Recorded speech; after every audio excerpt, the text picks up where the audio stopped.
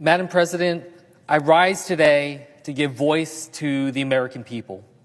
It's the American people who have had their sons and daughters sent to war. It's the American people who will worry and sacrifice and suffer because of the decision made with little regard for them. It's the American people who deserve to have a say when we send our service members into harm's way. And it's the American people whose voice had not been listened to as we woke up yet again this weekend to a new war in the Middle East. Madam President, I'm proud to stand with my colleagues and co-sponsor this resolution. This isn't just a resolution that pits one branch of government against another. Yes, Congress has a constitutional responsibility to declare war, which is what the president called this. In his own words, said that this was a war. But Congress has a deeper responsibility to speak on behalf of the American people. And we're here to speak on behalf of the American people because the Trump administration hasn't been listening to them. I was a college student a generation ago when our country invaded Iraq. And it was weeks before the invasion, George W. Bush delivered a State of the Union address where he said falsely that Iraq was hiding efforts to produce weapons of mass destruction. And he spoke about proving America's resolve. Now, less than a week ago, President Trump came here to the Capitol to deliver his State of the Union address. Now, he made little effort to make a case to the American people of the need for military operations in Iran. Just a few words in the longest ever State of the Union address.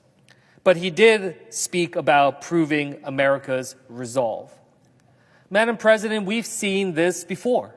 A president manufactures an imminent threat, chooses to start a war with unclear objectives, and uses America's resolve as an excuse for a war without end because they've got no plan to end it. But unlike 2003, President Trump refused to make a case to the American people. Right in his State of the Union address, he refused to make the case, and he refuses to seek approval for Congress for the use of military force, as President Bush did in 2003. I believe that this is unacceptable. More importantly, the American people believe it too.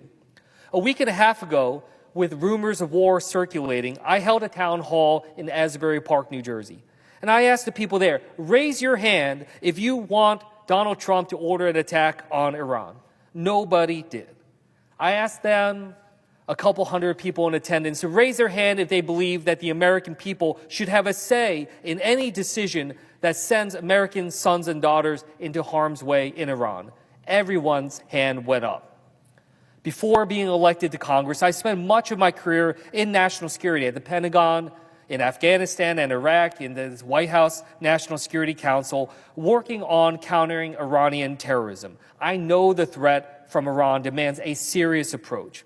And I know that the approach that this administration is taking is not a serious one and is risking long-term damage to the United States and its interests, not to mention the short-term harm and tragedy that we've seen as now the death toll of American service members is up to 6. President Trump and his administration made no serious attempt to find a diplomatic solution to the threat Iran posed to the world. He sent negotiators who were already tasked with negotiating with Russia and Ukraine, with Israel and Palestine. Avoiding war through diplomacy cannot be a part-time job. He took no real steps to bring our allies and partners into the effort that could create a safer world without the use of military force. And President Trump had no meaningful strategy for pressuring Iran through sanctions that actually targeted the regime, not the Iranian people. And Donald Trump's administration and the Republicans in this Congress have actively cut programs like internet freedom efforts that undermine Iranians who were speaking out in their own attempts to bring freedom and stability to the country.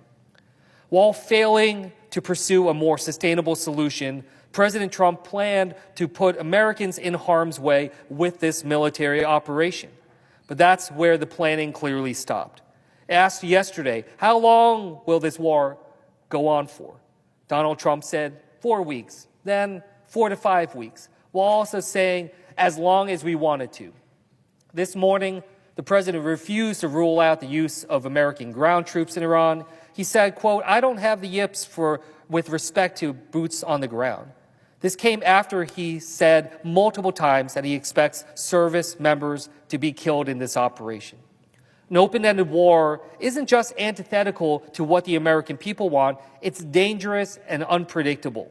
We have seen this path before. Pursuing regime change can have significant unintended consequences, and there is no guarantee that what comes next will be better.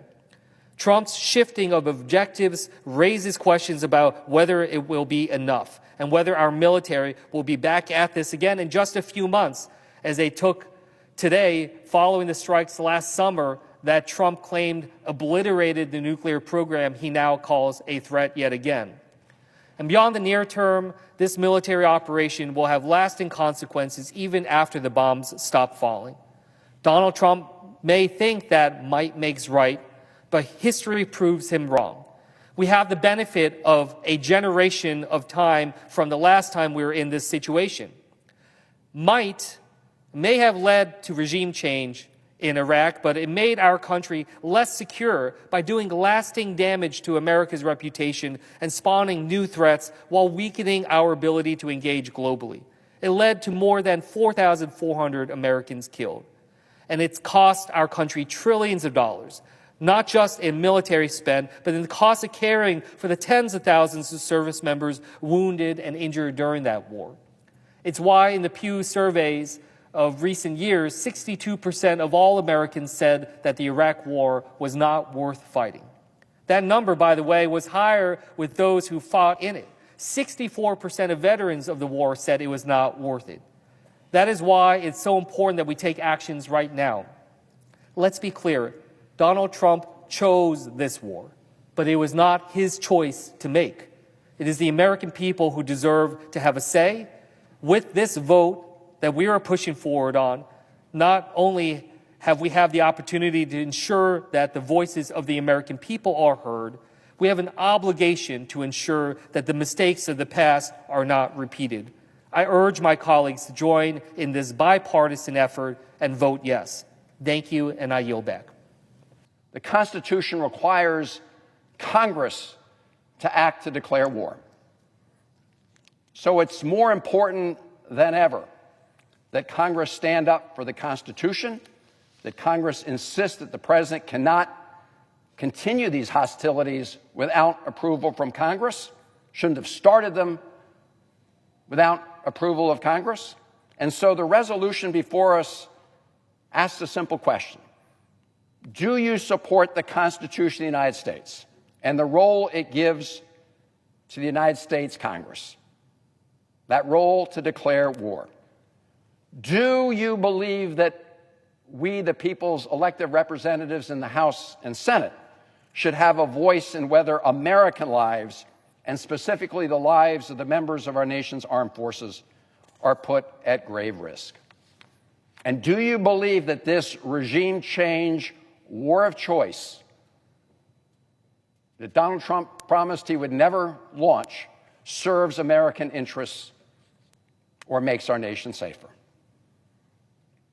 Mr. President, the American people do not want this war. And the Congress entrusts, the Constitution entrusts the power to declare war with the United States Congress. Let's not surrender that responsibility. And I urge my colleagues to support the War Powers Resolution and vote yes.